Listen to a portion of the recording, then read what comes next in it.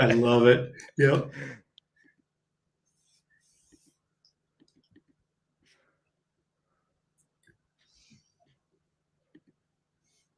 All right. Looks like we're going live. We just got live with Instagram. Let's see what's happening here in StreamYard. All right. Beautiful. Looks like everything is working as it should be. Welcome, everybody. Welcome. Most of you, I would hope, know who I am if you're watching the Cycle Ranch channel. I'm Ian Gray. I'm the owner of the track. And I've just been pumped about 2024 and all the things we've been able to do. We kind of repeat a lot of the same program from 23 and to 24 of the stuff that worked, make it bigger, stuff that didn't work, put it aside, and just really focus on what we can do with Moto. And that's because now we're a year into this, it's given me an opportunity to create some time to do some kind of bonus stuff. So I have brought my dear friend Robb Beams from Complete Racing Solutions on to the show today, really because I've known this guy for 13 years, over a decade, and I've talked with him so much about how to be successful as a motocrosser and how that stuff goes over into other parts of our lives and how it all kind of weaves together. And he has a real unique take on things. He's very methodical. He's worked with a lot of names that you probably know. He's worked with Martin Brothers, both of them, Seth Hamaker, Jordan Bailey, Adam Cincerillo. But when I met him, it was most interesting to me is I met him, it was like the week before or the week after Ryan Dungey signed with DeCoster and Suzuki, and it like completely upheavaled the industry because nobody even knew who this kid was and why did they sign him.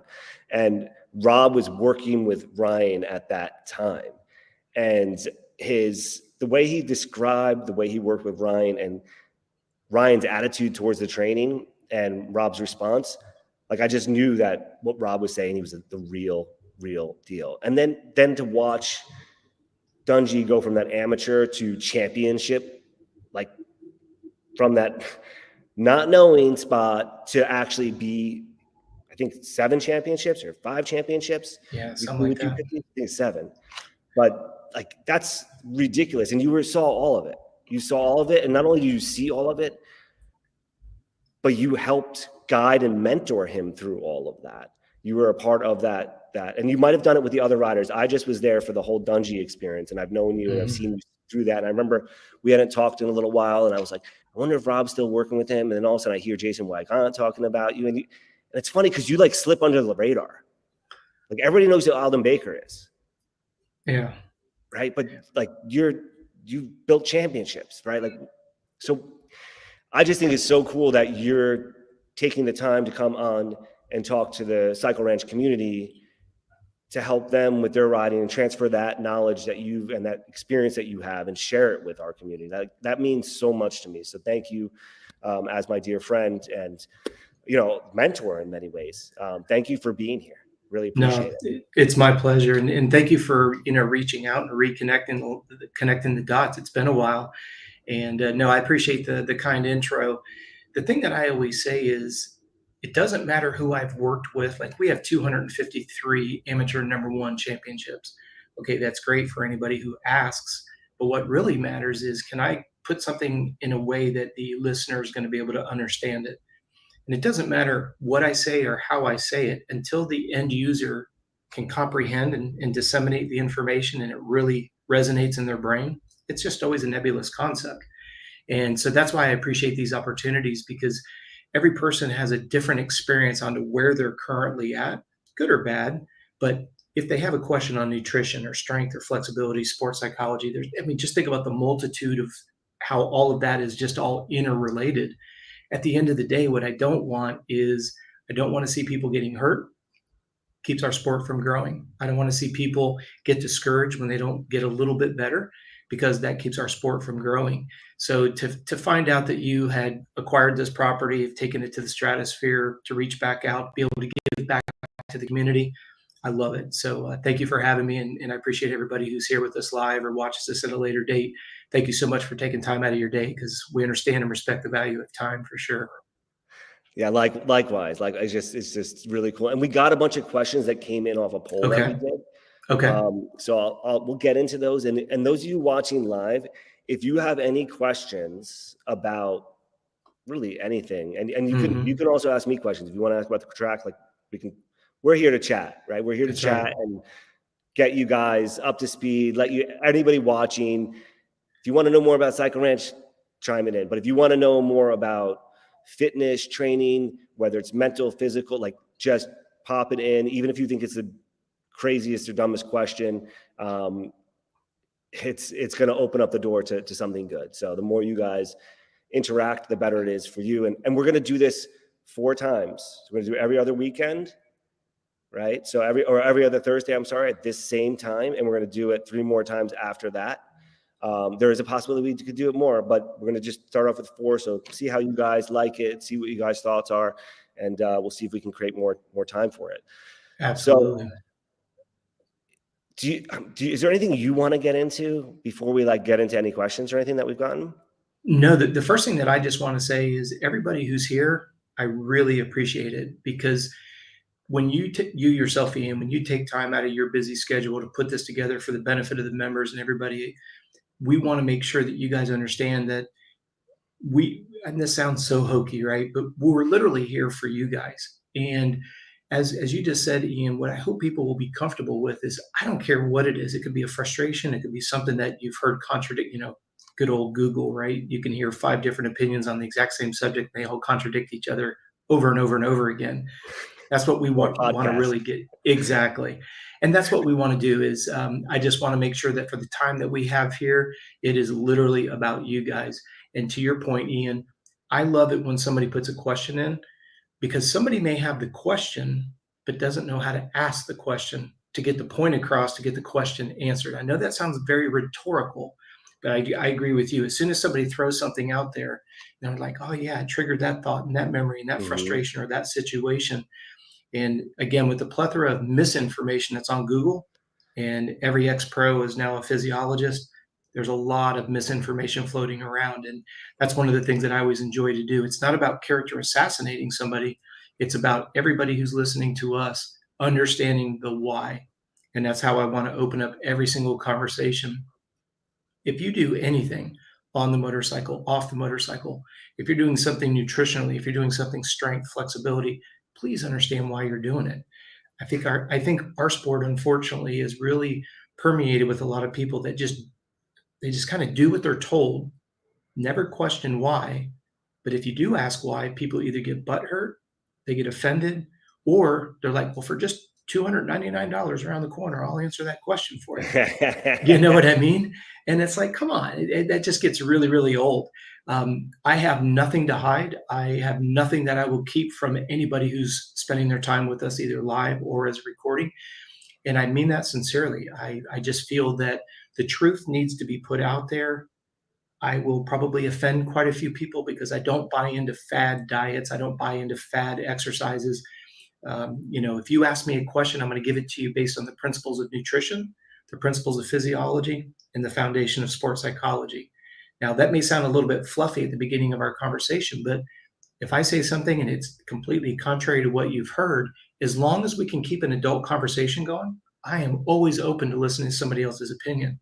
But when we whittle it down into physiology, a lot of times things get taken out of context. Now, please don't take that as if I know I'm right and I'm going to prove my point. No.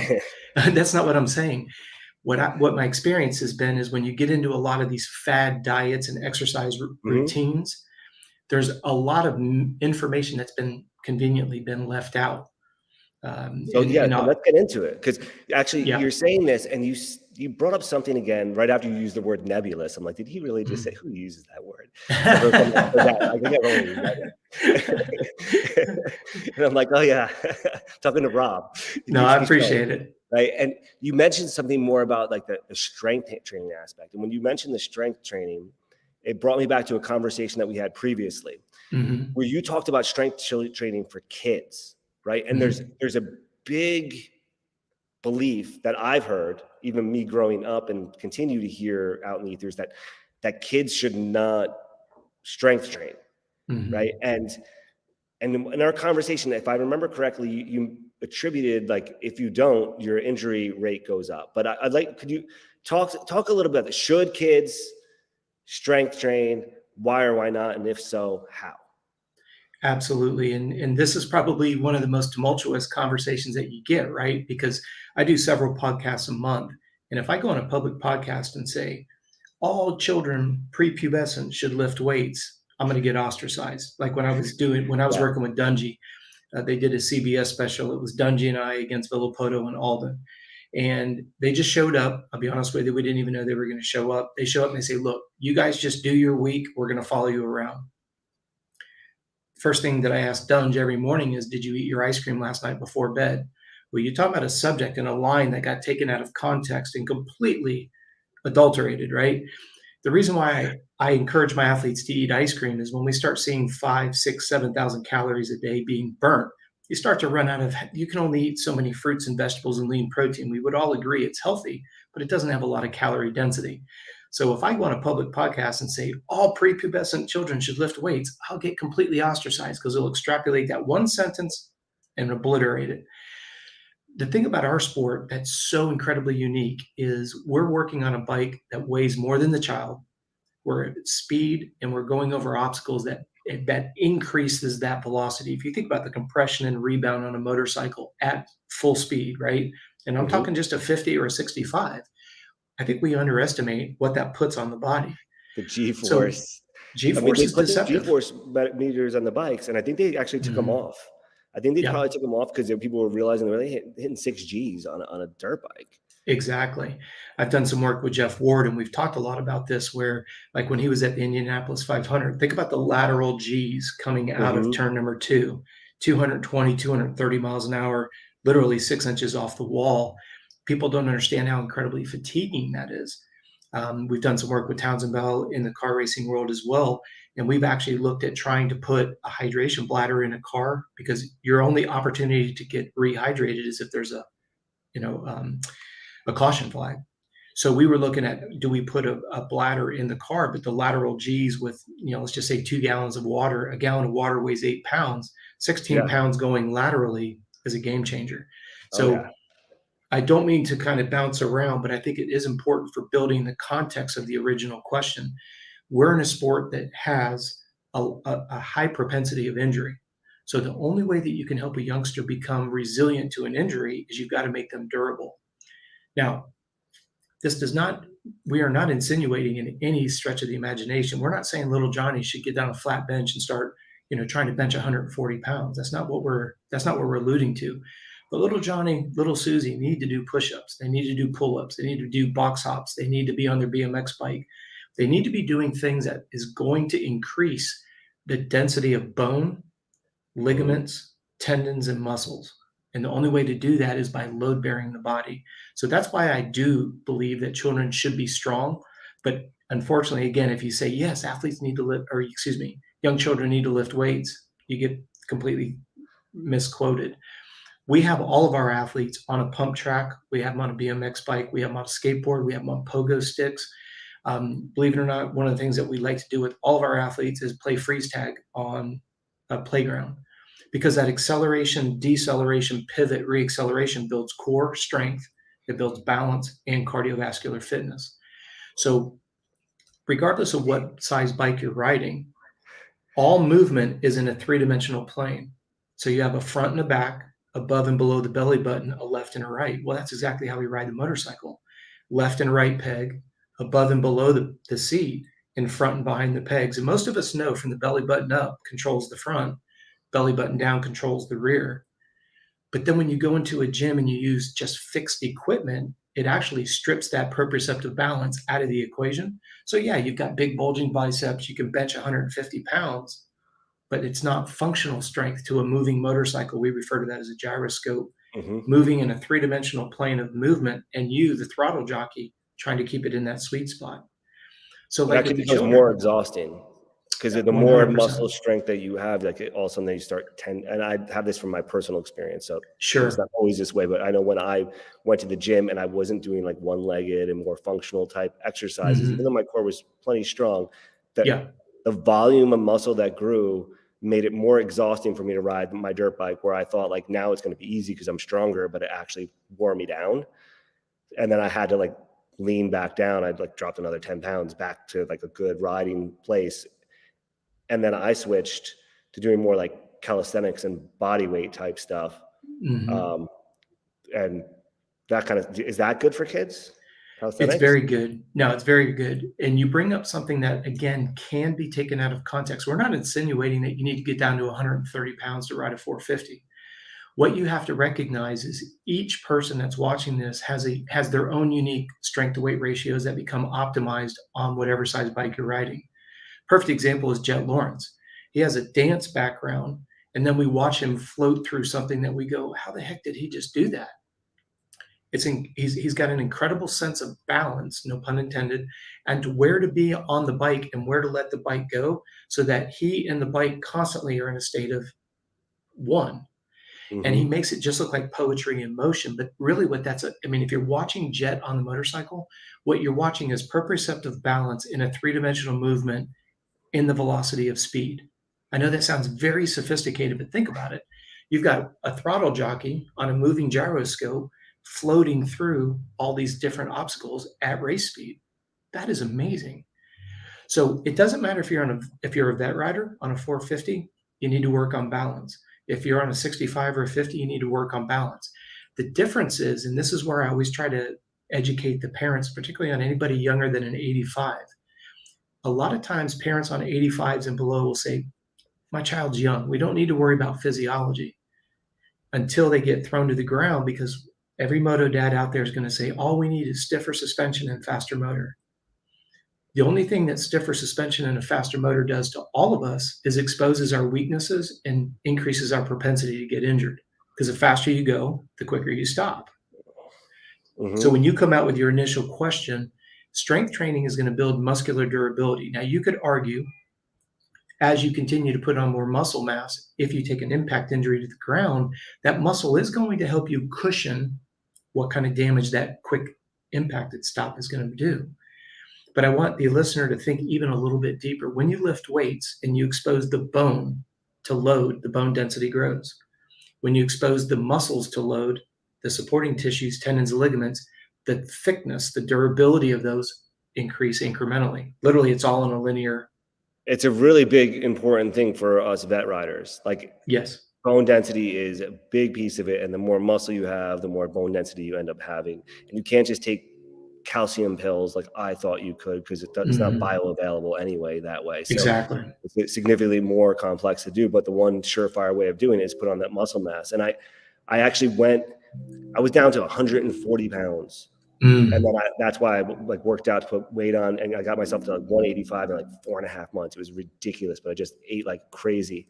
Yeah. But when I was 140 pounds, the reason what motivated me is I felt good at 140 pounds. I could move, I could do anything, but every time I fell over on my dirt bike, I was off for like 2 weeks because I hurt something. Like it was like Sure. legitimately, I broke bones. I felt like I literally thought I was China. I was like, Yeah. how am I falling and breaking Yep. like this? It's ridiculous. I don't even feel like I was falling hard or getting hit hard, but it was Yep. always just enough to keep me crutching through the airport with a 4-year-old and a cat and a wife and 6 bags, right? I'm like, Yeah. this is ridiculous. So I put on that muscle, and now when I crash, it still hurts. But Yeah. I'm not, Absolutely. I feel like 20 again. I'm like, okay, that wasn't so bad. Let me get back on. Well, look But at it's that kind of finding that spectrum, medium, though. right? And Yeah. it's the Well, same the thing the for kids, problem again, is kind the of what you're saying. spectrum. If Yeah. you're on an 80 and below, you think it's too early to worry about strength and flexibility. And then when you get to the 125 and you get yard darted a few times, you go, gosh, I think I should start working on strength and flexibility. Unfortunately, you missed that prime window, because unfortunately, and I question this over and over again, we are supposed to be the smartest species on earth. You look at somebody who's getting into moto and they look at somebody who's on a 125 and you go talk to them, they're like, yeah, we've had some big injuries. What was the reason? Well, low blood sugar, we had some big get offs. Instead of bouncing, we broke. You got somebody on a 125 telling you what they went through. And then you'll have the same parents that will go and make the same executive decision. Nope, we don't need to worry about strength, flexibility, nutrition. We're too young for that. Well, exactly at the time that you should be coming into your prime, right? You got all the testosterone's dropping in, all the hormones are dropping in, but you have all this abundance of scar tissue. So now you're losing mobility because of scar tissue because you thought you were too young for strength Hmm. and flexibility. And then you bring up the vet rider. We tend to be, a product of our own demise, and we do a lot of silly things. We take some big risks. Well, because we're busy raising a family, and you've got other, we all have those 10-year stages where you're trying to build a career. You don't really have a pot to piss in or a window to throw it out. Then all of a sudden you get into your prime in your professional career. You've got the money, you've got everything, but now you've got all these residual scars, broken bones, limited range of motion at the time you can buy the $60,000 vet bike. So it's a dichotomy that we get stuck in all the time. And obviously it sounds like it's in my wheelhouse all the time, but it's getting in front of the 65 riders early enough so that they enjoy the 85. And we always say with all of our clients, I want you to be the bike that you're going to is the current strength program that you're going to be on. So anybody that's on an 85 is actually on a 125 strength program. Why? Because it's not if you're going there, it's a matter of when. 125 to 4-stroke, 250 to 450, especially when we get into factory bikes. It's a completely different zip code of what that bike is going to require of you. Everybody dreams of it until they ride it, and then they're like, oh, I was working with Brock Tickle when Mitch Payton, the 4-strokes had just come into full tilt. And here's Mitch has got a couple $1 million in R&D in that 4-stroke, but nobody was strong enough to ride the 4-stroke out of a 4-man team because it's just the bike was incredibly, compared the 2-stroke to the Yeah. 4-stroke. We're all acclimated to it now, but you remember how shocking that transition was. And you picture the torque of a 4-stroke with hyper stiff suspension with a very fresh frame that doesn't flex, and unfortunately we have to absorb all that vibration and everything that it gives us. We have to absorb that, which is brutal.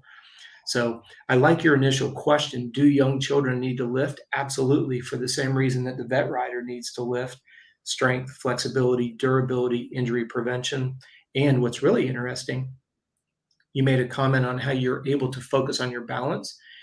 You even articulated yourself that when you're balanced with the bike, it's easier to go fast. And what does everybody want? To be able to go slightly faster and ride progressively Hmm. longer. So that's where if we bring the conversation full circle, it's not just about saying get strong. You don't want to be gym rat strong because that's not specific to riding a motorcycle.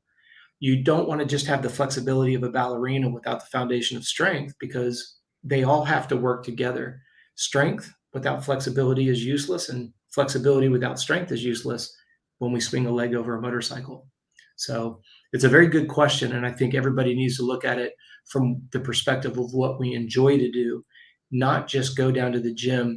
The reason why we started our company under the umbrella of Complete Racing Solutions, and Ian, you were actually with me when we started that name. If you remember, our company name used to be Moto E, and it stood Yeah. for Moto Endurance.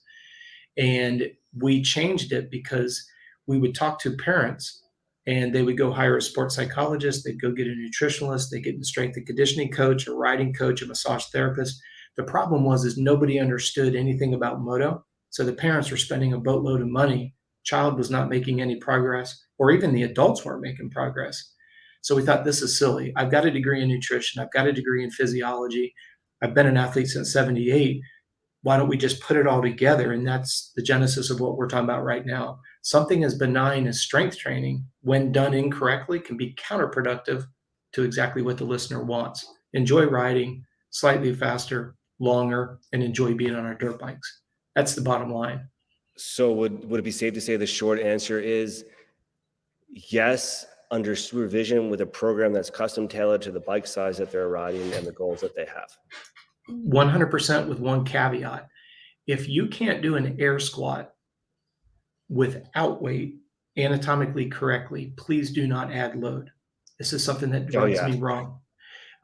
Like, for example, if you were to, if we were having just a general conversation and you were to ask me, why do I not have my athletes use whether you want to call it a Smith machine, a squat rack? Why do we not snatch, clean and jerk? Why do we not use a lot of those pieces of, those exercises? Because a Smith is a Smith machine. A squat does not always require a machine. Again, people like to kind of pin me on it, semantics. I'm not against full body squats. You will not see it. I will not prescribe it to any of my clients because I'm not there to be able to do. I have a massage therapy background. So if you remember when we were working together in Haines City, when I Mhm. was working with Kyle Chisholm, Kyle was teammates with James, right? The number one thing that I worked with Kyle was, can you do an air squat? Can you do certain functional movements without any load whatsoever? So if you watch 99% of the people in the gym and they throw some weight on their shoulders and they go to do a squat, just a down to a 90-degree squat, right? Everybody should be able to do it. Well, if this is your head, and as soon as they lift the weight up, the first thing you see is their lower back goes out this way. Well, One now side I've or the got, other. Yeah. well, think about it. My head sits on top of my spine. In Hmm. between each one of those vertebrae is a disc. Now, this is just angles. You don't even have to be a physiologist to get this concept. If my head now falls in front of my knees, I push my butt out because I can't keep my head directly over my spine. And now I've got 100 and whatever pounds on my shoulders. What is the propensity of that disc to slip or herniate? Pretty much close to 100 because the vertebrae are not Yep. sitting on top of one another. So it's just normal physics, right? If I get my head in front of my knees and my back, now my vertebrae want to spit out the back. Yeah. And so people say, well, why do you not have your athletes doing a squat rack? Because they can't do a squat without sticking their bum out because they have what's called lordosis, which is that curvature in the small of your back, right above Yeah. your bum. So let's fix the curvature. Let's do an air squat with proper biomechanics. Now you say, but Rob, we don't have 6 months, right? The season's coming around. I got to go, go, go, go, go. Grab a fit ball, lean up against the wall, put the fit ball just above your bum. This puts your head over your spine, and then put some dumbbells in your weight in your hands and just simply do air squats. But at least my head stays over my spine and I don't run the risk of jeopardizing the integrity of the discs in between my vertebrae. We get the Yeah. same thing done, but you just do it in a safer manner. But especially for us men, we got our big peacock feathers up, right? It doesn't look cool in the gym, man. I don't want to go sit with a fit ball and some 40-pound dumbbells. I want those 445s on either side. I want to look like I'm doing something. So that's where we have to shelf our ego. That's the only reason why I bring it up. What you said was right, with the ability to do something without load. We always say be able to move without pain is always your number one goal. We say that with our triathletes all the time. You have to walk without pain before you try to run without pain. Oh, You for know? sure. For Yeah. sure. So, so I want to get to, I had a question for you. And I Okay. think a lot Okay. of people end up in this scenario where and I find that keep happening to me is I end up in the scenario where I take long breaks off the bike, right? So Hmm. I get to ride for 6 weeks, a lot. And then whatever happens, 8 weeks, I'm off the bike. I come back and it's always like right at the end, I start feeling the flow and I'm feeling good. And then I'm off the bike. And then when I come back, it's like starting from scratch. So what are some of the things that I could do and other people that have that same kind of situation so that our time off the bike, because I'm not like a slouch. It's not like I'm just sitting down and Exactly. being a Yeah. glutton. I'm still exercising and I'm surfing, I'm swimming. You've mentioned freeze tag. I've been playing a ton of tag with my son, and he just learned freeze tag last night. Nice. So I've been playing a ton of tag with him, and he's 4 years old, but he's quick and he's Yeah. getting good. He's getting good in little places I can. It's exciting. So Yeah. I'll be getting that. But what else? So what else can I do?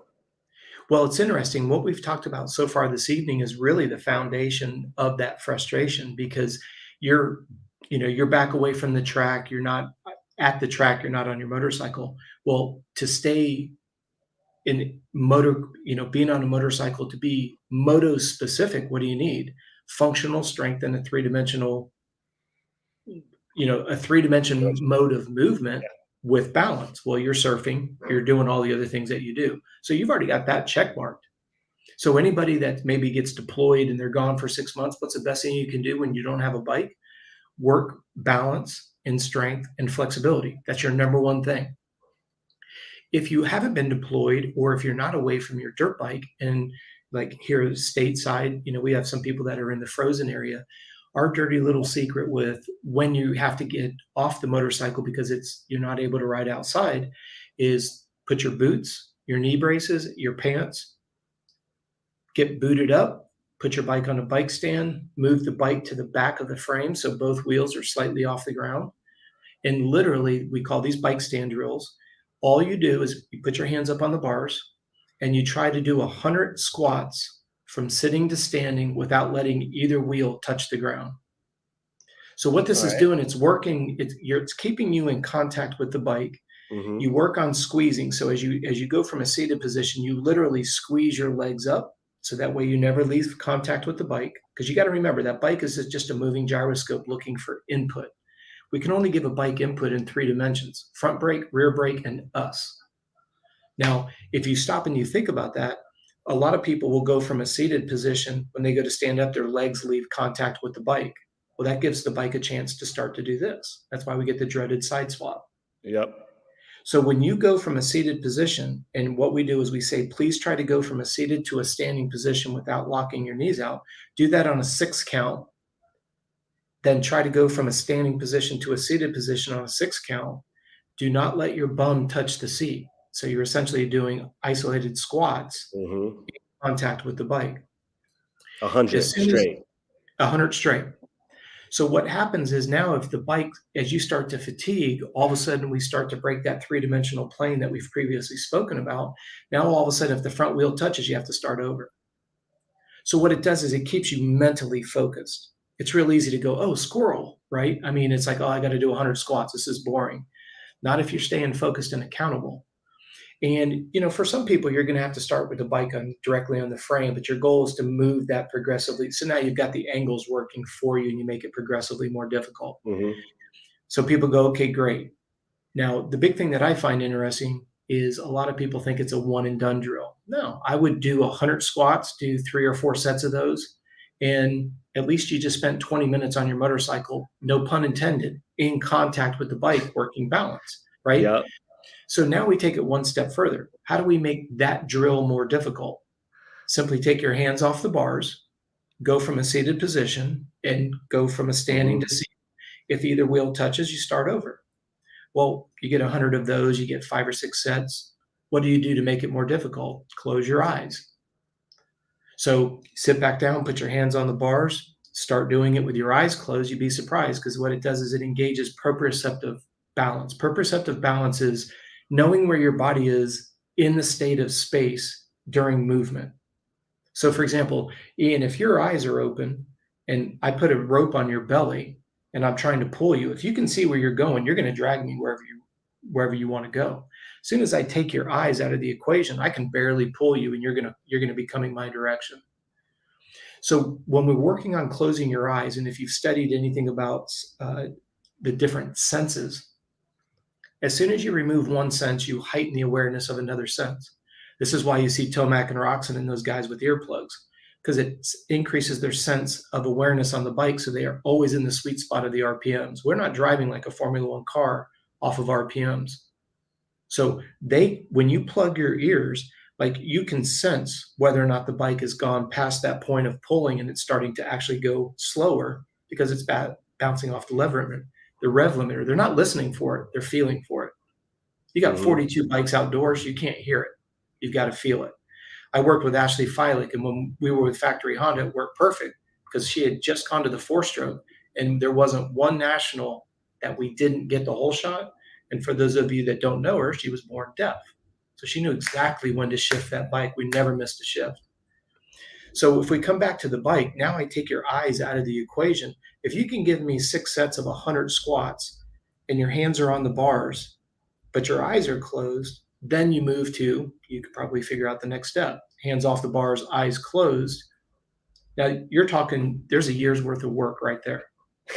And then if you do it quick and try to grab the bars with your eyes closed, it might actually save you when your hands come off the bars, because sometimes that even happens. I love it. So, and what you do is when you work with people, you put together a program based on their goals and say, these are the things you need to do. So whether you're working with, I believe there's a couple of riders at Cycle Ranch that work with you. The Chileans work with you. There's a few others. They're always out. They're always out there. It's really awesome to see. And then I didn't even have that connection until we reconnected, right? Realized that. Yeah. But there's a few people that do that kind of program with you. And when you were doing Moto E, you used to send me like this is your weekly workout. So that's what you do when you basically kind of the same thing. And then you got some mental stuff in there and what else? Well, if you think about it, anybody who wants to get on a program is currently somewhere, right? We say that's where you're at now. Mm-hmm. We look at what you want to accomplish and we put a time frame together. And let's say it is go racing. Well, we take that list of races that you've outlined and then we reverse engineer the demands of that race. If you're in California doing Glen Helen and you've got elevation change, big braking bump, super dry, that's different than the demands of Loretta's where you don't have any elevation and you've got 6-foot ruts. So it's understanding where the person is at, what is it that we're training for, and then where we are, we're an analytics company. You know, my background and all of our coaches, we have physiology backgrounds. What we do is we go, okay, great, here you are, here's where you want to be. Well, then we do baseline assessments to figure out what are our biggest opportunities for improvement. Ian, if you're somebody who can sprint like you stole something, but you can't do it for more than 3 laps, we don't need to work on your sprint speed. We need to work on late race endurance. If you're a diesel engine and you come on super hard after the 5-minute mark, but you've only got 8 minutes of racing, you need to work on your sprint speed. That's your limitation. And then all we do is, you know, that's a beautiful part with physiology. We have some clients we've had for 13 years, started on the 85s, and now, you know, they're racing in the vet class now. And the cool part about physiology is your goals and your ambitions, they just continue to morph. It's always the same. I want to be fast. Yeah. I want to enjoy riding my dirt bike. But are you trying to win? If you're at a vet level, are you trying to win world vets? You know, if you're 21, are you trying to win the A class at Loretta's? Are you trying to get your pro card, or are you just trying to win mini O's on a super mini? I mean, there's so many different spectrums on where people are at. And I think that's what is missing in our sport. And that's what our company tries to offer that's unique is it's not just a one blanket fits all. You know, even in our membership area, we have a couple thousand athletes that are in the membership area, and we set it up where, okay, plan A is you can ride 4 to 5 times a week. Follow this program. If you can only ride on the weekend, follow this program. If you can't ride at all, but you still want fitness, follow this program. But it's not just about going and lifting weights and riding your motorcycle. If you don't have stabilized blood sugar, you can't process speed. So we put nutrition in there. If you're dehydrated, if you're more than 2% dehydrated, you lose the strength and the endurance in a muscle. So in the gym, you're strong, but a dehydrated muscle can't contract. You're going to be slow. So it can't just say, this is your speed work. You have to have stabilized blood sugar. You have to be hydrated. You have to be rested. You know, nobody wants to take a bike that's got 100 hours to their national. You want to rebuild the bike or have a fresh one. So our goal is to show you the importance of sleep and how to evaluate the quality of the sleep. You can lay there 9 hours and it doesn't mean it's productive. Am I throwing a lot at the wall? Absolutely, because it's just like your motorcycle. You guys can go and spend a lot of money on a race motor, works great all week long, and all of a sudden you pull it out of the trailer on Saturday morning and it just doesn't crank up. Well, how pissed off would you be if you hired me as your mechanic, your brand new race bike won't crank, and I'm checking the air pressure in your tires? You're like, dude, it won't crank. What are you doing back here on the tires? And that's what we try to do is when somebody's frustrated, our job as an analytics company is to reverse engineer until we find where your biggest frustration is at, convert that weakness to a strength, and then elevate your program. So eventually you're racing with nothing but strengths and 0 weaknesses. Sprinter, late race endurance. Some of the questions came in around that, actually. Okay. So I'm going to jump into that because I'm sorry to cut you off, but I want to please. Questions, more questions answered. I think you can go deep on anything. Like that's so we end up going deep, and sometimes it's like I don't want to forget to answer some of the other ones. Absolutely. Or ask some of them. Because you use some technologies, and some people were asking about, you know, heart rate, whether I'm racing versus practicing, what I should be looking for, what you might use for that. I think heart rate variability targets.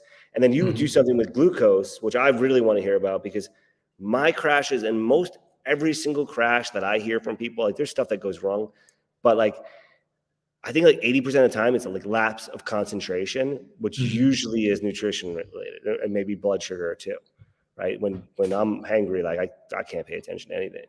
You're exactly right. Can you maybe, I know I just asked you 5 in there, 5. But no, they're all interrelated. That's why I enjoy these types of questions, and I'm glad they're coming from your tribe, if you will.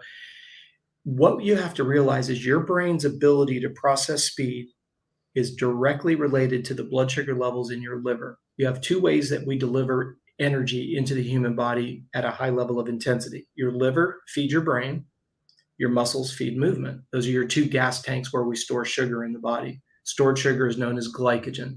And this is how simple nutrition needs to be. But again, this category gets the snot beat out of it online.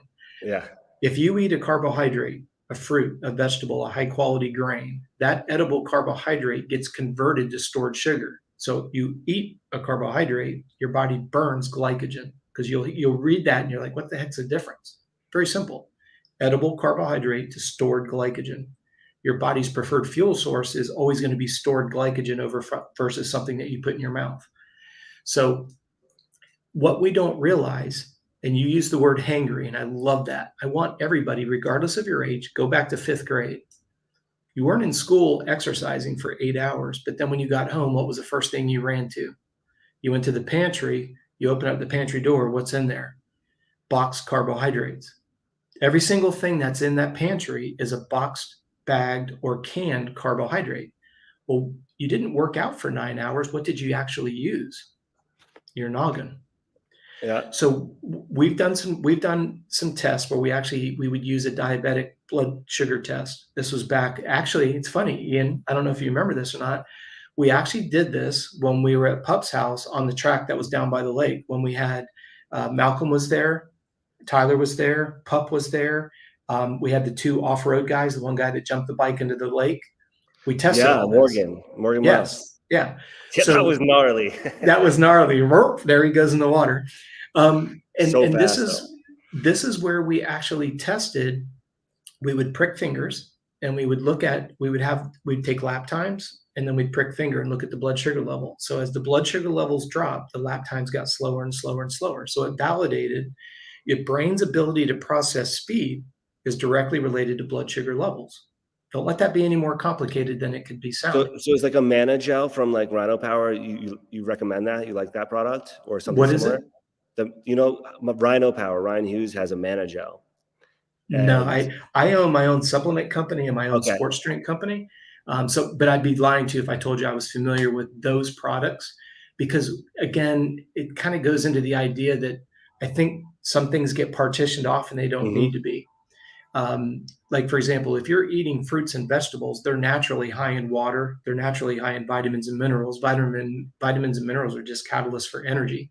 So, like, for example, I don't recommend that somebody does like a pre-workout drink, right? Why pay to have a workout? That to me is silly. Just eat normal food. Now, I'm going to sound like a hypocrite here. I always want my product's called Energy Fuel. I want my clients to always sip on a bottle of energy fuel prior to the workout, because you need 3 things for a muscle to contract: water, electrolytes, and sugar. So if you just slept 8 hours and now you're working out in the morning, prime your system. Let's get something going. But I don't encourage, like the pre-workout drinks and all of that, because you're like, well, I got to get more out of my workout. No, you're paying to work out. That's insane to me. That makes no sense. Just go off of real food, man. And you don't need all these others, all this other crap. I don't know how else to say it, Ian. It's just the way it is. But I want to come back to what you were just talking about, though.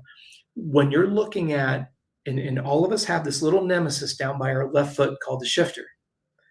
And we've done this numerous times. We will, whenever I host a performance camp, it doesn't matter where in the world, I always try to, when we get to level 2, not so much in level 1, but when we do level 2 camps, I always bring a radar gun. We all want to have faster entry speed. Guess what the number one reason why we cannot find new levels of speed, particularly coming into corners? You already gave the answer away. The gear shifter. So, but there's so many reasons, but go ahead. Well, but this is where it's going to sound sophisticated, but if I get you to zoom out to 10,000 feet, it's actually an aha moment for everybody. Your brain's blood sugar levels are going to dictate the speed of entry. So if you're coming in too fast and I've got low blood sugar, your brain's like, whoa, hold the horse here. So it taps the downshifter until it slows the bike down to what you're comfortable with, and then you drop in the corner. So when you say that most people get hurt because they're low blood sugar and or hangry, what does that really mean? It's when you come home from school in 5th grade, you've used your brain all day, you're hungry, so you just tear apart any boxed carbohydrate you can get a hold of. Well, how do you avoid that? Graze every couple hours on fruits, vegetables, and lean protein. You could talk high glycemic, low glycemic, high alkalinity, pH, all this stuff that people like to try to embellish on the internet. Oh, don't eat bananas because it has sugar in it. Are you kidding me? Are So you kidding me? eat real food as And nature look, grows it as much as possible, pesticide unless free, unless you have been non-GMO, just tested and real stuff. eat real And that's when food, you're baby. training and when you're racing, right? And racing Your probably body changes a little doesn't bit. your body doesn't know if it's Monday or Saturday. It doesn't know if it's 8 a.m. or 8 p.m. I'm so glad you said that because like everybody says you're not supposed to eat on race day, and I'm like, I always was the one like chowing down breakfast and I'm like eating burgers like it was nothing, like it wasn't race day. Yeah, Even though I do know when I do fasting, I'm like super sharp. So I wonder if I should fast on race days as long as I'm. absolutely not. Worst thing you could ever do. Absolutely That's the why I worst haven't thing you done could ever do. it. And here's the reason why. I want you to think about, we're going to go race and I show up with no race fuel. My son's PW50 is going to beat your Works 450 simply because he has fuel and yours doesn't. It doesn't matter what the power output on that bike is. If it doesn't have fuel, it's not going to go. And it comes back to what we just teased about a few minutes ago. If a muscle's dehydrated, you'll lose both power and endurance. If a muscle is deficient in sugar, in the endurance world, we refer to that as bonking, which, by the way, I'm going to tell a little side story here. We were in Australia Totally hosting different in some. Great Britain, by the way.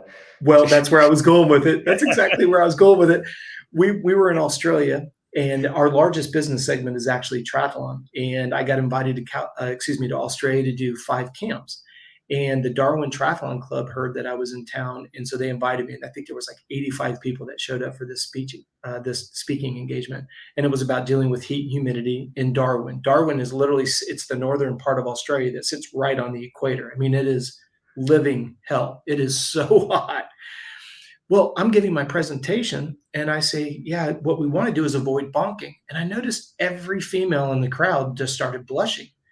And like literally, I just stopped. I said, something tells me that you guys have a different meaning of bonking in over here than what we have. So for those of you that are adults that are watching this, it's taking care of yourself in a sensual way, is what they refer to bonking. I had no idea. I had never heard of that before. So yeah, you're exactly right. I was like, well, I just got educated on something, but Cultures. yes, That's I almost love like it. when I left from New York and came to Texas and the culture that we had there. It's like it's big of a dichotomy. Like what?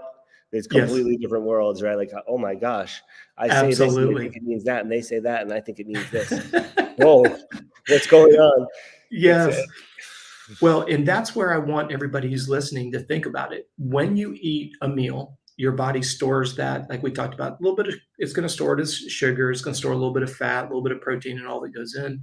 When it comes time to going fast on a dirt bike, remember what we said, that gas tank that feeds your brain has got to stay full as it progressively gets less. And this is why sometimes you'll start the weekend on a rail and you'll end in a fizzle, like you said, Ian, and we see this quite often when someone says, I'm just going to squeeze in one more moto. They probably should pack it up and go home because they have low blood sugar.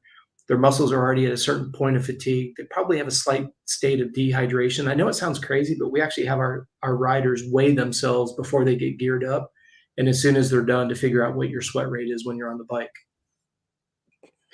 always Now, that's measuring where, everything up. Universe engineering. And it's funny because I have the cafe at Cycle mm-hmm, Ranch, mm-hmm, and my wife puts together a menu, but like I'm very particular on what we're allowed to have in there. Like we don't have things that we've researched and saw that they have. There's just a lot of toxic, poisonous things out there. So sure. our menu selection is small. We could get the best ingredients we possibly can. And my thinking with it is more, now people can stay longer because they can actually nourish themselves. Because I know when I went to the track, like what did I bring with me? I had a banana and an apple and Yep. maybe a peanut and jelly sandwich, or maybe now people go to Whataburger or whatever, like there's more fast food places. But like if I could have stuff that actually helps them perform better because they're consuming what we're giving them, they're going to perform better on the track. They're going to Yep. perform better mentally, and it's going to get addictive. Like we got people addicted to smoothies, which there's all kinds of debates about smoothie and the sugars in smoothies. And I do the same, like that you do about bananas or about smoothies. Like I love smoothies. The only disadvantage of smoothies that I could say is a good argument is if you have them too much, you don't chew and you won't have a good jawline. That's Yeah, the only one that's plausible to me. I don't know. yeah, there's absolutely nothing better than a smoothie. And I've actually got 5 books on Amazon, and one of them is a smoothie book, one of them is a snack book, and 3 of them are cookbooks. Because people always ask me, hey, what should I eat? Eat real food. And then they're like, well, how do I put it together? So as we travel the world, one of our cookbooks is the culinary cuisine around the world. And we'd be staying with somebody, or they would make us dinner, and we'd ask for the recipe. So we've got stuff from Australia, New Zealand, France, UK. It's all in there. And the idea is it's just real food that you can buy at your grocery store. Nothing exotic, nothing weird. I don't like crazy stuff, right? But to your point, and I promise all the listeners that we did not talk about this beforehand, because this is a listener's question based on what you just said, but you just made a comment. There's only 3 things that will suppress appetite: stress, heat, and high heart rate. Think about it. What are you dealing with on race day? High heart rate, heat, and a lot of stress. Mm-hmm. Exactly at the precise time that your body needs to take in calories. Now we get into what's called the hierarchy of needs. Your body does not care about eating food as much as it worries about exothermic process, getting rid of the internal heat created by muscle contraction. So it shuts down it shuts down appetite. It shuts down digestion. The best thing you can do on race day is smoothies. Nutrient rich. Cold. They're cold when it's hotter than heck. Even though you're not hungry, they're still palatable. They're nutrient rich. You're absorbing them in your mouth, right? So now what you've done is you've gone against what the body doesn't want to do, but the body needs it. But the body only cares about not dying of a heat stroke, which, by the way, for those of you that are in cold environments, it doesn't want to freeze to death, and it doesn't want to die of a heat stroke. That's what we call hierarchy of needs. Digestion will always be suppressed at the expense of those 2 categories. So here we are. We have a lot of athletes when they're not racing during the summer. We've got a dear friend that's in Colorado. When he's not racing at Thunder Valley, he's racing his snow bike or snowmobile. So now it just changes the other direction. He's still sweating. He's wearing a lot more gear, but he does run the risk of freezing to death out there. So you're right on the money when you look at it, Ian, because you just said a few minutes ago, hey, a lot of injuries are because I have low blood sugar. I'm hangry. I love the way that you use that word. Now people understand, where does hangry come from? Your sugar storages in your muscle and your liver are depleted. At the same time, you want to go fast on a dirt bike. The brain says, hey, whoa, slow the boat down a little bit here. So it taps that downshifter until it gets back to a process speed it can literally process. So when I do my performance, now I am not throwing any riding coach under the bus. If you're a riding coach and you've made this mistake, then you need to own it. The dumbest thing you could ever do is put an orange cone out and say, don't hit the brakes until you go past that orange cone. Because what you're doing is you're putting a depth perception challenge on the brain when its gas tank is darn near on empty, especially on day 2 of a 2-day camp. You see how you set yourself up for frustration? And I'll tell you what's a dumber idea. If you don't make the corner, get off the bike and do push-ups. So now we can add more fatigue on the exact day that we're going to be asking the muscles to decelerate a motorcycle. Again, I'm saying it in jest, but it really rubs me the wrong way. I never can understand how physical punishment for not doing something right on the bike makes the lick of sense. Somebody's paying for push-ups, right? Maybe. Well, but still, it's depleting you of the nutrition that you're going to need to use to be able to execute properly. So that the best thing to do might be like, take a break, go eat a banana. Well, it goes back to what we started tonight's conversation with. Understand why I can't transition from on the gas to the brake in the depth and the amount of distance that's been asked. Mm-hmm. If your brain is low on sugar, you can't process the speed. Go back to the Indianapolis 500 with Wardy. You can't guesstimate. You're going over 200 miles an hour. Talk to Jeff. When you come out of turn 1, you're already looking at turn 3. You're not looking at the front of the car. Just like we shouldn't be looking at our fender, we should always be looking ahead. Right. Well, for you to look ahead means I've got strength and flexibility in my upper traps. I've got stabilized blood sugar. My inside leg is up, both strong and flexible. I'm weighting the outside peg. I'm in the right gear ratio. The bike's not screaming, because if it's screaming, it's decelerating. I mean, I could go down this bunny trail for hours on end, but I loved what you said. You used the word hangry. You used the idea that smoothies, and the idea that, hey, why am I not going as fast as I used to? probably because your blood sugar levels are draining and you're becoming dehydrated, both of which will rob you of speed and endurance. See how Mhm. it's not even about fitness? And I think that's where people start to get really excited. They're like, I'm going to the gym, but I'm not seeing it translate to the motorcycle. Yeah, you're dehydrated. I'm going to the gym, but I'm not seeing it go to the motorcycle. Yeah. Think about this. When somebody comes to us and they report that they keep dabbing their foot, is that a lack of strength in the top of the leg or is that a lack of flexibility in the bottom of the leg? All you know is that you keep dabbing your foot in the corner and tearing your knee up. Is it a strength or a Or is it flexibility just issue? not paying attention, right? So, A, all and the if you get the above. nutrition right, the fitness will come. But if you don't get the Mhm. nutrition right, the fitness is not going to come because It'll never you come. you won't have the building blocks for it. And I don't think people realize how many calories people burn riding dirt bikes. I I did some motos and I had my iWatch on. I was using the Lit Pro, Mhm. and I ended up that day. And this has happened a couple of times, but the one day particularly, I'm remembering that I was like, "What the heck?" It was 7,683 calories I burnt in one day. Mhm. Like, there's no way I'm consuming that. There's no, you know That what I would do? I would eat a pint of ice cream prescribed by you from, and and this is just that's recently that this happened, and my like everybody yep, laughs at me. I'm like, yeah, I ate my pint of ice cream last night, and people are like, what?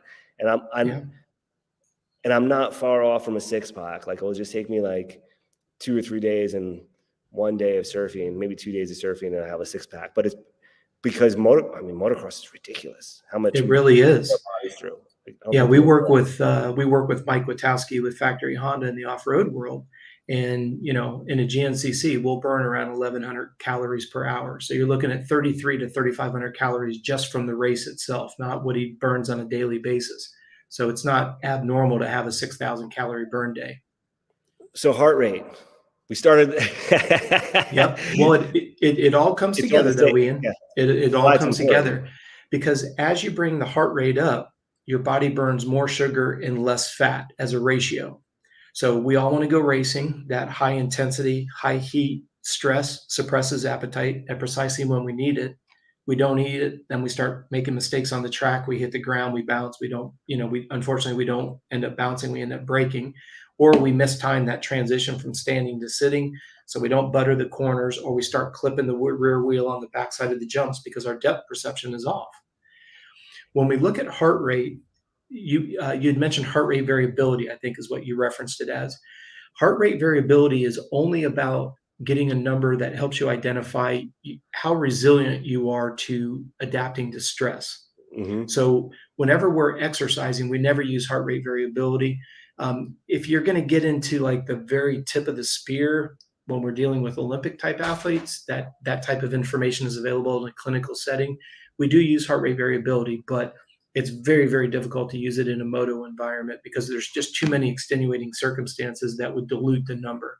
If you Gotcha. want to get, That's good. because That's it's good to know. I know a lot of people that are using it, and it's for those of you that don't know. And correct me if I'm wrong. It's really a measurement of how quickly your heart comes back to its stasis, right, or well, its resting rate, right? there's your heart doesn't beat at a consistent beat. So what they're doing is they're measuring that nanosecond of time in between each heartbeat. The more rested you are, the better the number, which means you can put out a higher speed for a longer period of time. That's why I'm saying of all the athletes we work with, we use that with probably only 1% of our total athletes because there's, as you can tell, there's 99% other things. We just spent some time here talking about hydration. We talked a little bit about food. We've talked a little bit about what suppresses appetite. Most people are stepping over a dollar trying to pick up a penny. So no disrespect to heart rate variability. I just think there's a lot more things that are To going to work give you on a before that. better ROI for the attention that you give it. But yeah, How are there you on time? Because I know we were talked about doing this for an hour. We're coming up on an hour. I want to make sure you're good. golden. Thank you. Okay, Yep. cool. So when we look at heart rate, what we do is we look at and this is something that I get asked quite a bit as well. Like, does it matter what somebody's VO2 max is? It's definitely a measurement. VO2 max stands for volume. That's the V. O2, which is just an acronym for oxygen, just the volume of oxygen uptake. And so, especially in California, this was big about 5, 6 years ago. They were doing the portable VO2 max numbers. Does it Work, yeah, it gives you a number. If you have a Garmin dashboard, that's the platform that I use is the Garmin, and there's a VO2 number that's on there. But you got to think about it. If you can visualize somebody going to a clinical environment, they're going to plug your nose. They're going to take that plastic device and stick it to the back of your throat. It's like literally right on to where your gag reflex kicks in. Yeah, I've done this. Yeah. Yeah. So what they're doing is they're trying to measure how much oxygen you take in and how much do you convert to carbon dioxide and breathe out. It's a valid number. However, the problem that I have with a clinical and even a portable is that's not real world. You're not racing your motorcycle with your nose pinned and trying to figure out what that oxygen, carbon dioxide. Is it a number that can be utilized? Yes, but it's only one number of about 25 that we could legitimately use to improve somebody's fitness. It's like stepping in the scale. It's stepping in another scale, and you just know you know if you're fat or not before you step on the scale, right? Like yes. you know if you're underweight and you're bulimic, like all that. Exactly. Like, okay, this is something I can use. Like you said in the beginning, we see where you are, we see where you want to go. So if we're riding and training, practicing, say we're doing 20-minute motos, what do we want our heart rate to be? That's a really loaded question because everybody's max heart rate number is different based on fitness, age, and genetics. It depends. There's an inverse relationship between volume and intensity. So if Mike Witowski's doing a 3-hour GNCC, our goal is that we increase the heart rate every 10 beats per hour. So we don't go out on hour number 1 at 85% of maximum heart rate. Now, there's a lot of, if you want to go a little bit deep here, just for the sake of the listeners, I think it'll be helpful. You always need to know what is your maximum heart rate based on your current level of fitness. That's a huge mistake. I've seen people, if we go back to the VO2 max example, they'll spend the money, they'll go to a college, they'll go to a clinical environment because they want to get their VO2 number. The problem is think about it when you're in a clinical environment. First of all, they're running air conditioning. So you dehumidified the room. When was the last time you raced, especially in Texas, where there's no humidity in the air? Zero. You look at the fact that as you start to overheat, they're going to turn the air down. We don't have that luxury. If you're on a treadmill or a bike erg and you're in the VO2 max testing lab, you're wearing next to nothing. You're wearing neoprene. How much gear do we have on our bodies?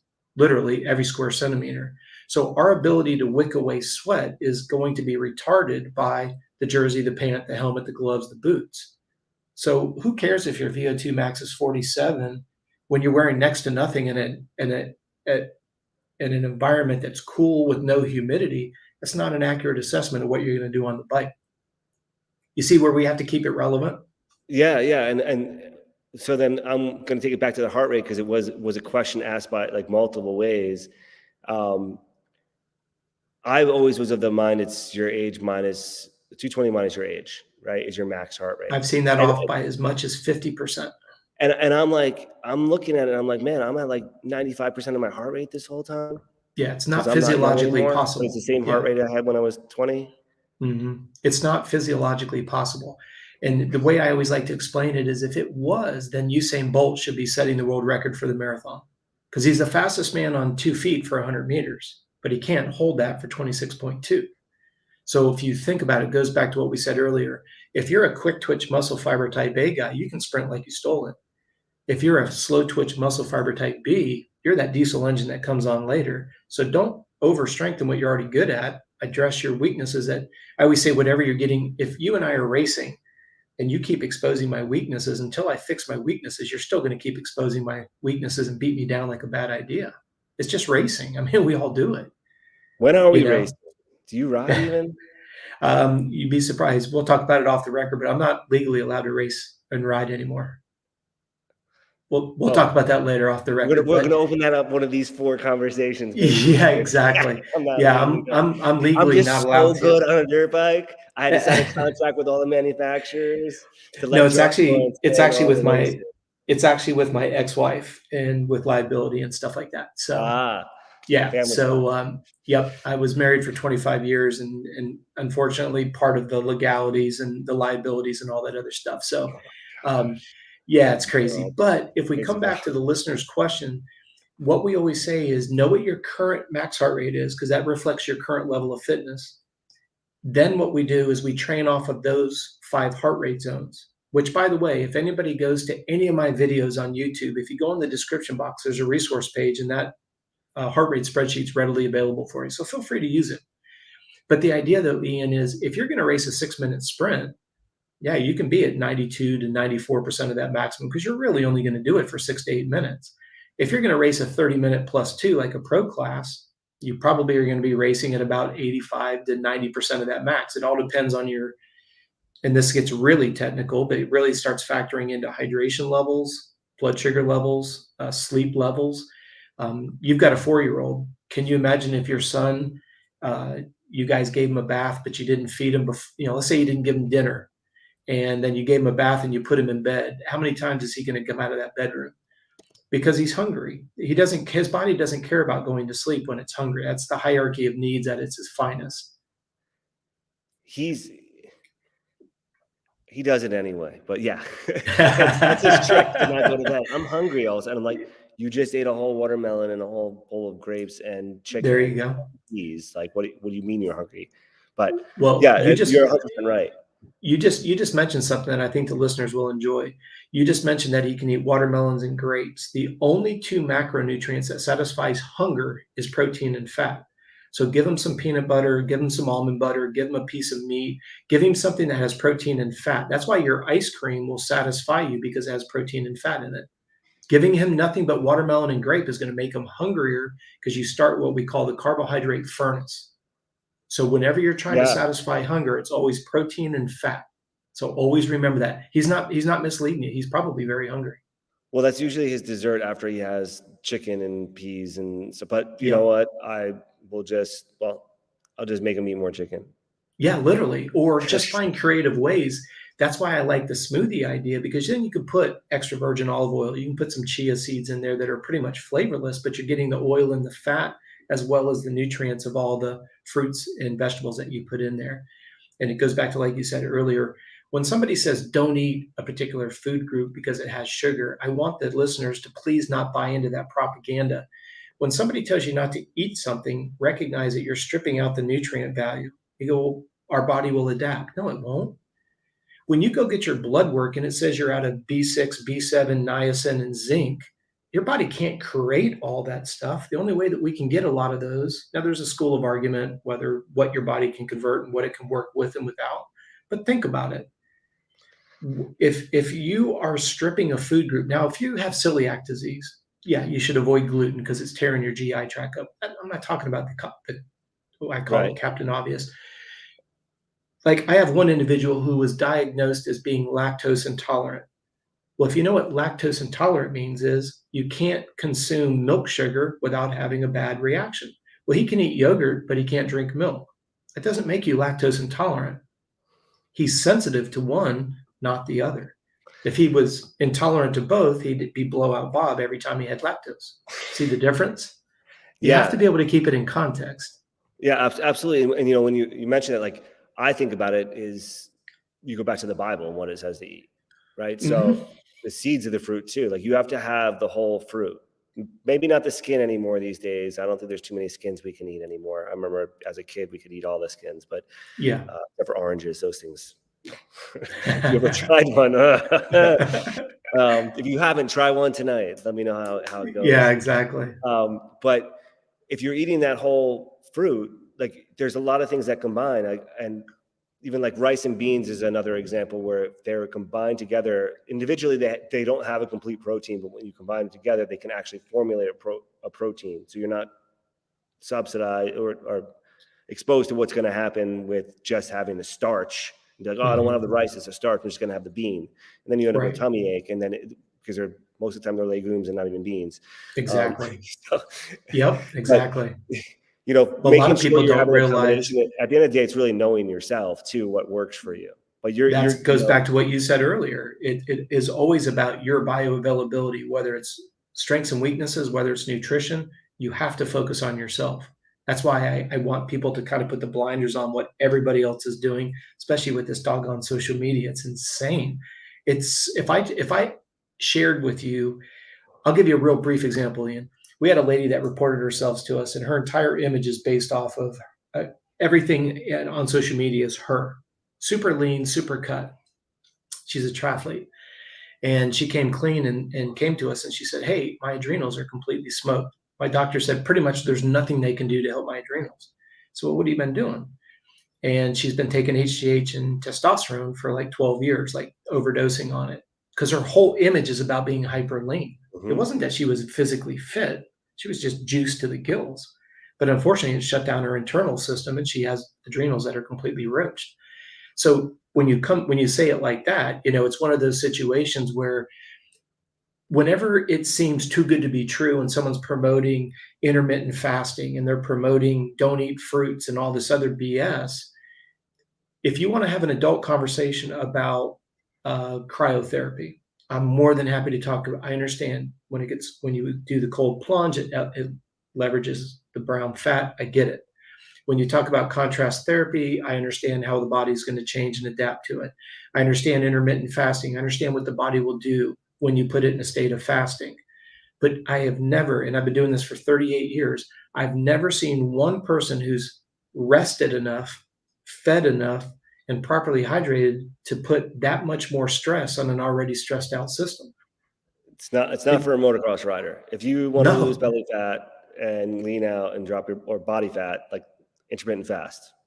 Like that's my experience. Everybody I know that does it, like their energy's up, they're good, like they eat less. yeah, But if you're gonna be riding a dirt bike and burning 7,000 calories a day, graze, but right? but If you graze, you know you said. you just did a great job though. If you take it out of context, you can make the word sing whatever song you want.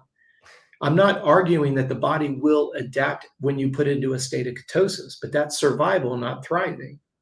Are we looking to have an existence of thriving where you're systematically melting body fat, building lean muscle mass, and building strength, speed, and endurance?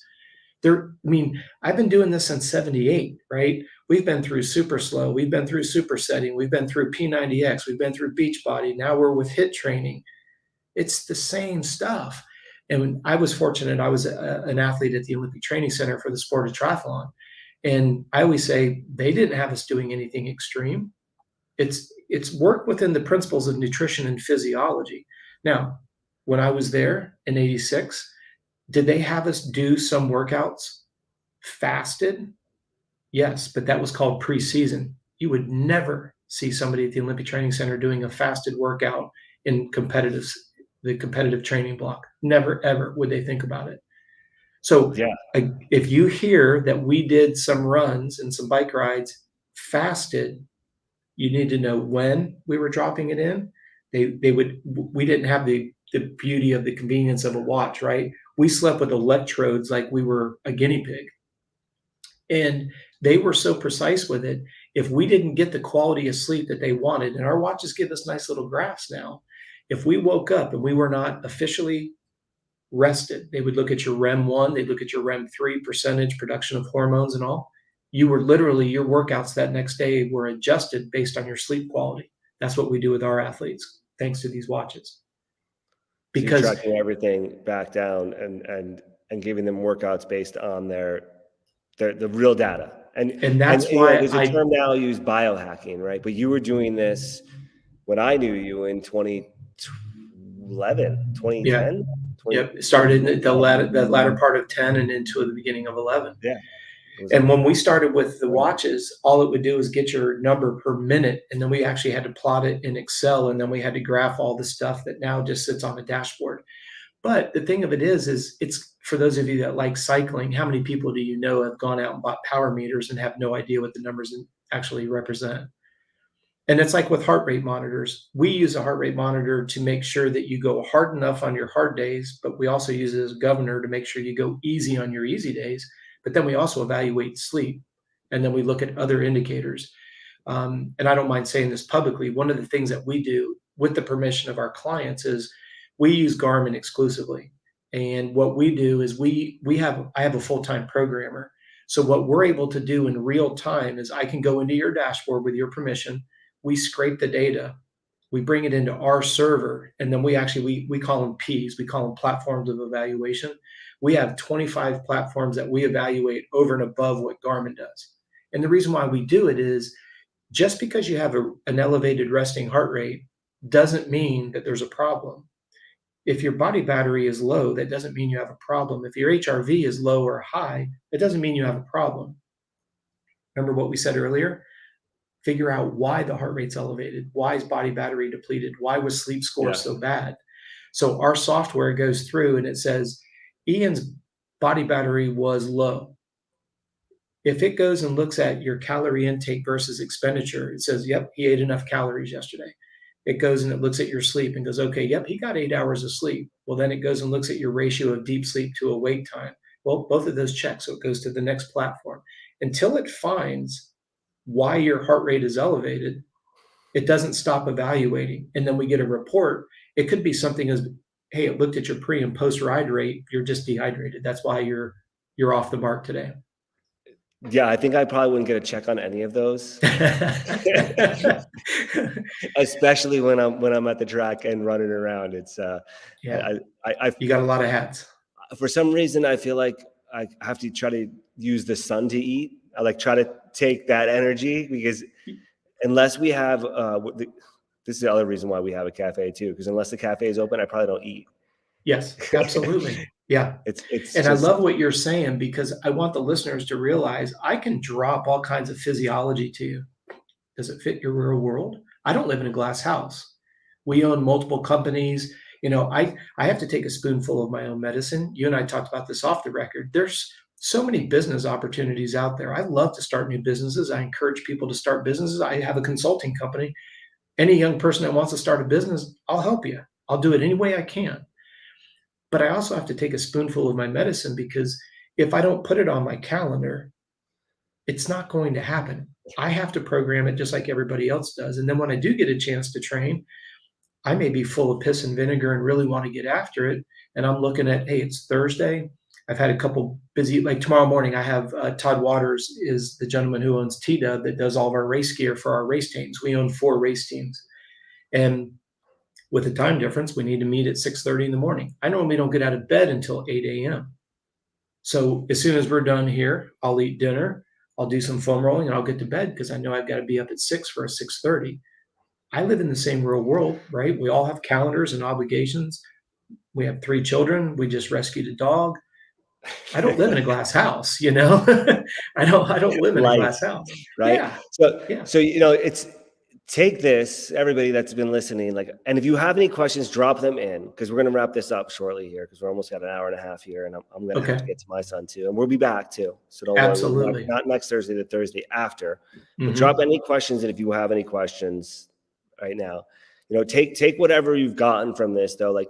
You got to make it your own. I think is one of the key things that I really appreciate Robb because that he puts it that way because he doesn't want to ever tell somebody this is the way to do it because there's so many other variables that consider that aren't part of the conversation because we don't know you. We don't know who's watching. We don't know what's going on with you.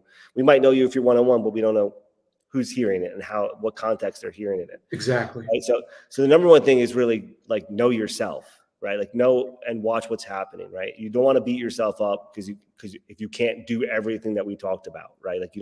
That's the worst thing to do because then it will just push you to things that you probably don't want to do. But we all struggle with the discipline and whether even just to eat, one of the things we need to do, one of the most important things that we need to do as beings, both Robb and I just admitted, we are not capable of feeding ourselves unless it's in our freaking schedule. Yes, literally. It's just, we get on it. And I know a lot of other people are that way because we're driven, we're inspired, we're excited about things. And why would I take time to sit down and eat or cook or whatever it might be? Yep. But, make it what it is for you. But definitely everybody, bone density, important thing. You don't be injured, don't get some strength on you. If you don't have any strength, and I apologize, somebody calling Cycle Ranch right now. If you hear that sound, so thank you for your patience. I find it. So drop in any questions right now if you have any questions. And we'll make sure, Ian, the next time we do this, we'll make sure that we just, as soon as we get our conversation started, we'll just start taking apart. And I hope that everybody who's with us here live and anybody who watches this at a later date, I hope you see now how one question will cross-germinate into 2 or 3 other subjects. because it's not, strength training is not just about lifting weights. Nutrition is not just about eating food. Just like going fast on a motorcycle isn't just about twisting the throttle and hanging on for dear life. You think about our trucks and you think about our motorcycles. We hit that start button and we just anticipate that it's going to crank up. Well, how many moving parts are associated with that? And that's the last comment that I want to say, Ian, for the sake of everybody, is just recognize you didn't come out of the womb understanding compression and rebound. You didn't come out of the womb understanding how to set sag. So if we say something about, hey, weigh yourself before and after, like for example, weighing yourself in the morning is a clear sign of inflammation and swelling if there's a delta of change. And weighing yourself at night is a very simple way to measure whether or not you're hydrated. You should always be 3 to 5 pounds heavier at night before you go to bed because you're going to lose a lot of fluid when you sleep. Just look at the difference in the weight, morning to evening, evening to morning. Well, I can say that in just a sentence, goes in one ear and out the other, or someone's like, I'm out. This is complicated. Just remember, so is your motorcycle. There's a lot of moving parts when we hit that start button and put that bike in gear. Think about what's going on in that transmission. Think about how many ups and downs that piston's doing. How much of those rocker arms moving? We just grab it, slam it in gear, and take off, right? Be patient with yourself, please. Give yourself some mercy. Give yourself some grace, please. You deserve it. You're muted, brother. We can't hear you. So many calls coming in.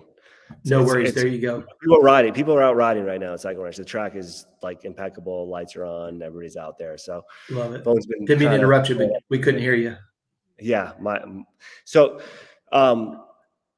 Yeah, I mean, it's really take that time. Most people undermine themselves. That's usually what happens. We all have like some way that we do it. So just first, like, love yourself. Love yourself. Like, do what you can do. And if you really want to get figured out, like what you should do, and you don't have a curriculum or the resources, and you want to make it so it's something easy, definitely check out what Robb has to offer. And if we didn't get to your questions, because there's some more questions that came in I know we didn't get to. There's one on a shoulder injury.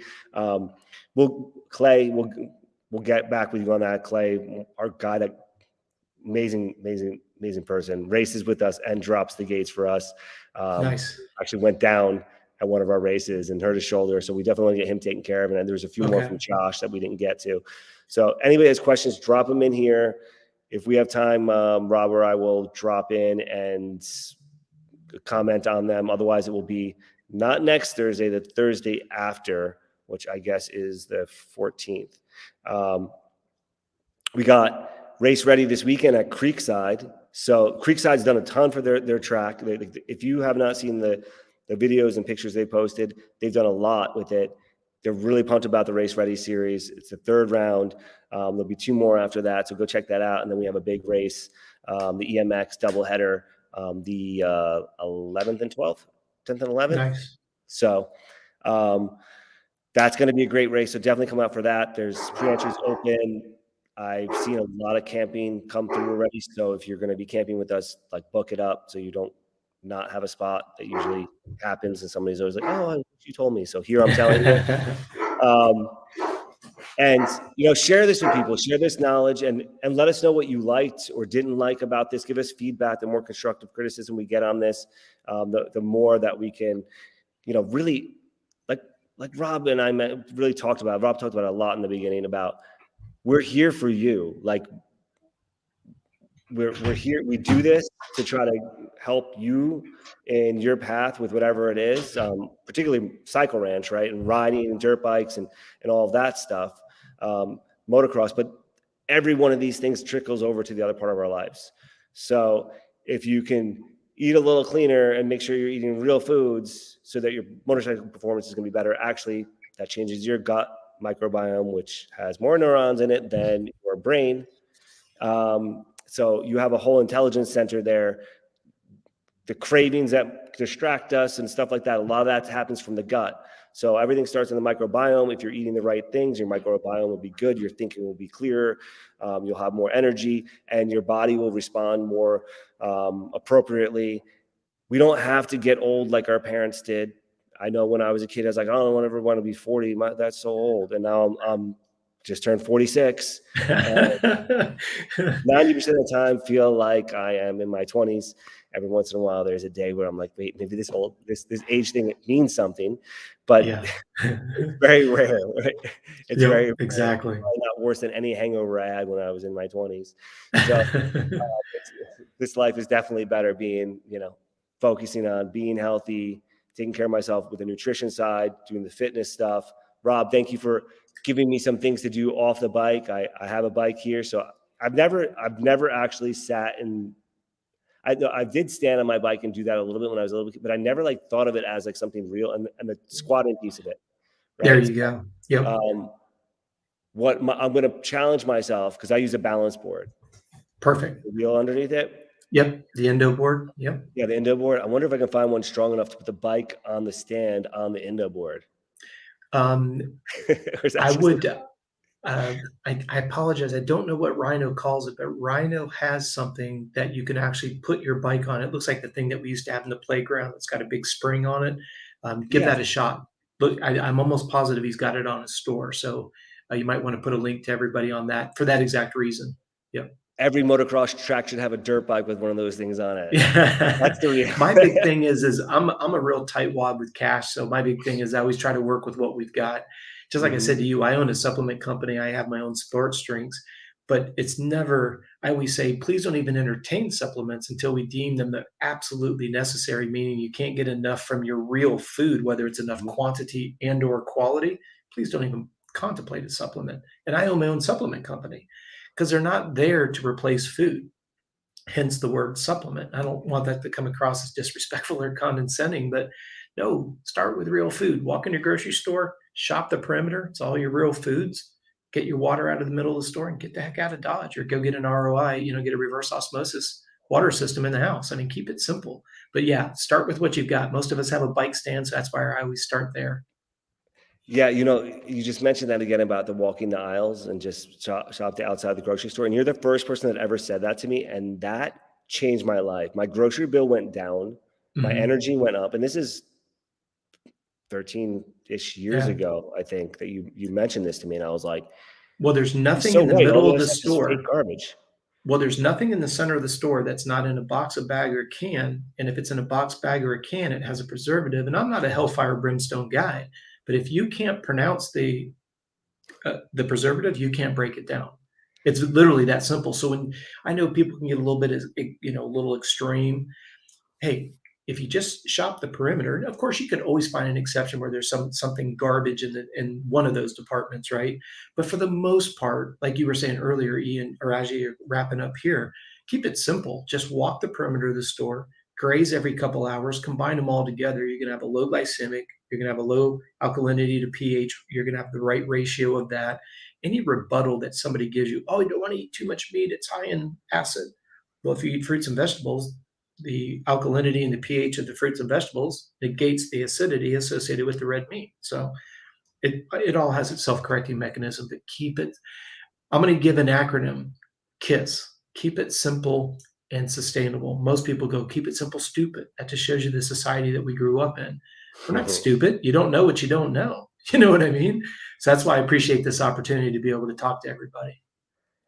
Absolutely. So keeping it super simple. Any of you parents out there that taking your kids racing, or any of you watching that are racing and coming out to Cycle Ranch, this is your prescription for ice cream on the way home. Absolutely.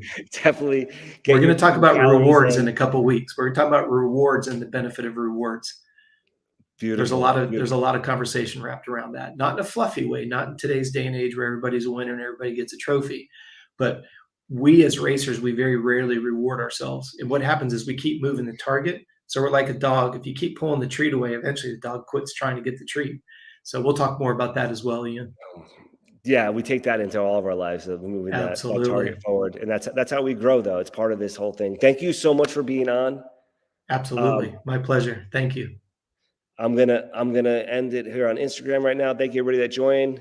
Thank you, guys. And coming back to StreamYard to end it on YouTube and on Facebook. Thank you, everybody that joined in, everybody that commented. Corey, thanks for the comment there. And the individuals on Instagram.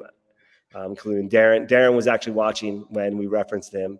Very cool. He's like, I'm only fast when I'm racing you. I don't think that's true. He's fast. He's good. He's very fast. Yeah. Thank you very much for tuning in. 2 Thursdays from now. God bless.